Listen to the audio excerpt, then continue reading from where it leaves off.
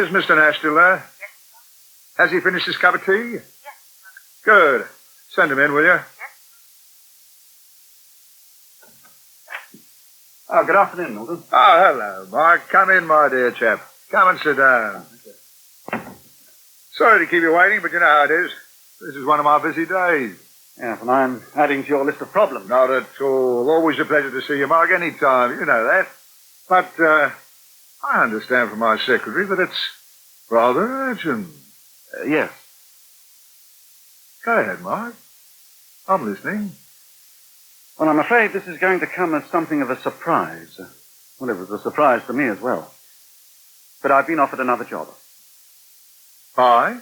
Oh, you wouldn't know them. Mike, I know every paper in the street. Who's been getting at you? Well, it's not a newspaper job at all.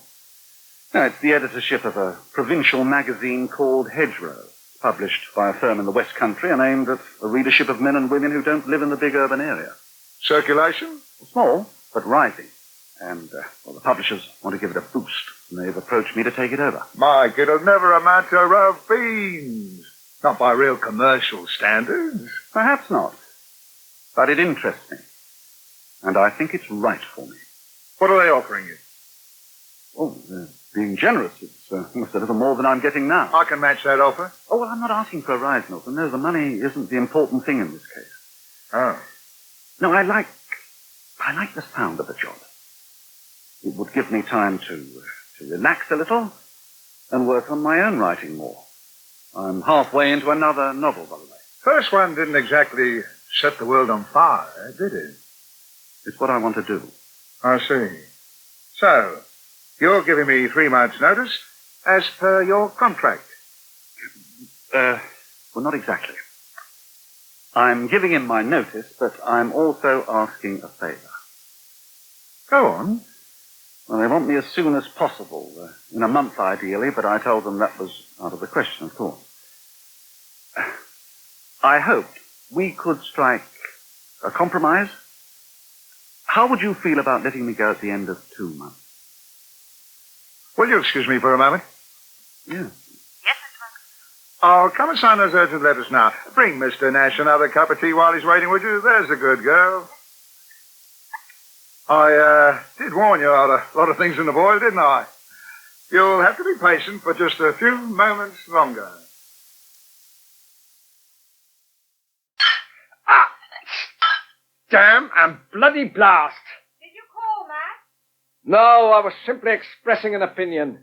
Oh, I thought you said... Oh, Matt, what happened? I just thought I'd try bathing me pelvis in hot tea. What do you think happened? I dropped the bloody cup and saucer into me lap, didn't I? Oh, honestly. Let me... Don't start dabbing at me, woman. Get Alexis. Tell him I need another pair of trousers and... Oh, hell. Exactly. Alexis is out of commission at the moment. Still in bed, is he? He has got a broken leg. It's bloody marvellous, isn't it? If he hadn't been larking about on that escalator and showing off, he wouldn't have broken his flipping leg. Now, stop grumbling and let me help. Get those wet things off. Nah, I can manage. Of course you can't manage by yourself. Don't be silly. Well, I'll ring through to the plant and get Bill to help me. You'll do nothing of the sort. Bill's working flat out already trying to cope without Alexis. How do you suppose they're managing in the freezer plant when they're one man short? You can't drag Bill away just because you want to change your trousers. But you're all ready to go out. I'm only going over to the restaurant. Another 5 minutes won't hurt. Now stop fussing and let me do it. Oh, always the same. Nobody's ever there when they're needed. Look, lift yourself up a bit. Move yourself or I can't manage. Oh, that's better. How much longer is Alexis going to be laid up, did the doctor say? Well, he wouldn't commit himself, but he's going to be in that plaster cast for a while yet, so you might as well get used to the idea. You are not going to be waited on hand and foot every minute of the day. It's going to be a problem for the next week or so. I can't be here all the time. Yeah, I know. And Bill can't keep rushing in every 5 minutes. We're going to have to come to some other arrangement. Well, okay. There's no need to go on and on about it. Making me feel I'm being a drag on the whole operation. You know I didn't mean that. Right, well, I'll go and find you another pair of trousers. Thanks. I'll tell you one thing, though. I'm glad it was you that helped me and not Bill. Oh? Why? Whenever he comes in from working at the freezer plant, his hands are always perishing cold. And then the man from the Gourmet Club called in to see you, Lynn. Oh, no, he would have to come today, wouldn't he? Yeah, we asked him if he'd mind waiting. I gave him a cup of tea and a piece of Rob's Black Forest Gatto as a bribe. Oh, damn. I did want to talk to him, too. He stayed till about 5:15. You only just missed him. Only you did say you'd be here by 4:30. Well, I meant to, Sophie, but you know how it is with the best laid plans. Matt had a cup of tea as well just before I left. Only he managed to upset it in his lap. Oh, no. Well, I know it doesn't sound like one of the epic disasters, but by the time I'd calmed him down and got him into some dry clothes and made another pot of tea, well, it all took rather longer than I'd expected. I bet. I suppose you've heard about Alexis. On the escalator. Yes. Yes, Rob told me. How is he? He's not exactly the most patient invalid in the world. And what with him and Matt, it's been quite a day. Yeah, well, couldn't Bill help out? Bill's got his work cut out running the freezer. Now Alexis is laid up. He and the chef have got to try and run the whole operation between them, and it's no joke. Yeah, but what are you going to do? Well, I thought I might see if I could find a male nurse. Someone who specializes in home nursing, just for a week or two, till Alexis is up and about again. Well, I hope you find somebody good. He's going to need to be a... Very long suffering. What you were going to say? Well, Matt doesn't exactly suffer fools gladly, does he? That's one way of putting it. Lynn, if it's any help, I could probably cope for a while. You? Well, I mean part-time. When I've got my hours off from the restaurant, I could pop over to the old bakery and lend a hand. Well, it's very noble of you. Why should you give up your free I'd time? be glad to. I feel a bit responsible anyhow. It helped clear my conscience. Why on earth should you feel responsible for Matt? No, not for Matt, for Alexis. When we were on that escalator, I'm afraid I was egging him on a bit to show off. Well, seemed to be funny at the time. Don't know why. I see. All the same, you mustn't feel you have to offer. No, I'd like to, honestly. If you think Matt would put up with me. Well, I'm sure he'd be delighted, if you really don't mind. Glad to be able to help. Oh, by the way, I took the phone number of that chap from the Gourmet Club, and I promised you'd call him back tomorrow morning. Here you are. Oh, marvellous. I don't know what we'd do without you. Do you, Sophie? No, I don't know either. So I was left clutching a cup of tea again. Milton made you wait for him twice. Well, he said he was going to sign some letters, and then somebody rang up and he got sidetracked. Well, why couldn't he have signed the letters then and there at his own desk? Why did he have to go into his secretary's office? Well, you know, I wondered about that too. But anyway, you didn't let me finish. You haven't heard the payoff. When he came back, it was all totally different. No longer one of his slaves, I was his oldest and dearest friend. He agreed to everything. Everything?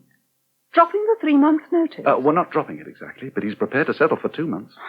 1 month to find someone to take over from me, and the second month so I can brief them during the handover period. Oh, well, that's good news anyhow. Are you going to phone Nicola? Oh, I already have. And tomorrow morning I'll call in the heads of department and make my formal announcement to them. They're not going to like it. I wonder. I thought Milton wasn't going to like it either. Well, you said he didn't at first. No, I said he was cagey at first. That's not the same thing. Now, afterwards, he jumped at it with suspicious alacrity.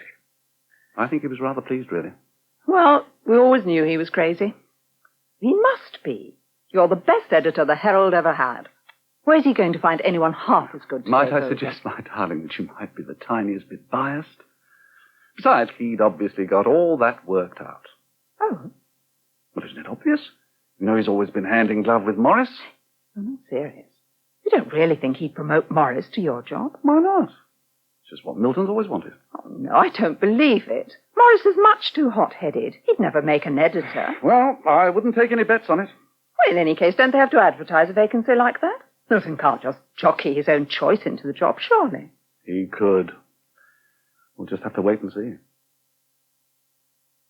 A table for two for 8:30. Yes, sir, certainly. And the name? Henderson. Yes, Mr. Henderson. Looking forward to seeing you. Goodbye. Can you put that in the book, Sophie? Henderson, table 6, 8:30. What?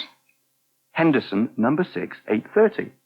Oh, sorry, yes. Henderson, 6:30. Here, I'll do it. What's the matter with you? What are you doing, anyway?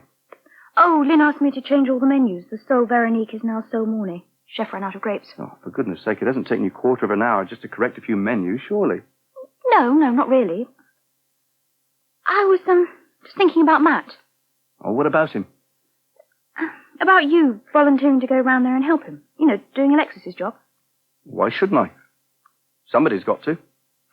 And rather me than some male nurse who doesn't know Matt's little ways.